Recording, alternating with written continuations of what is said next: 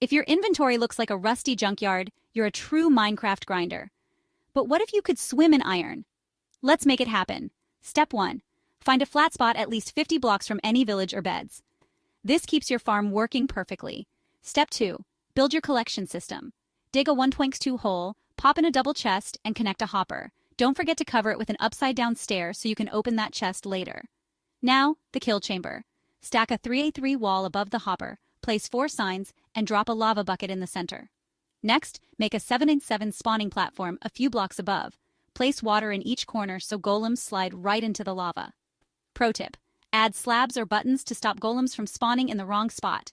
Underneath, build a villager chamber. 5x5, 3 beds, 3 workstations. Trap 1 zombie nearby using a boat and name tag. Move your 3 villagers in and let the magic happen. If it's not working, double-check distances and make sure the zombie scares the villagers. In a day or two, you'll see a steady stream of iron. You've got this. Happy mining.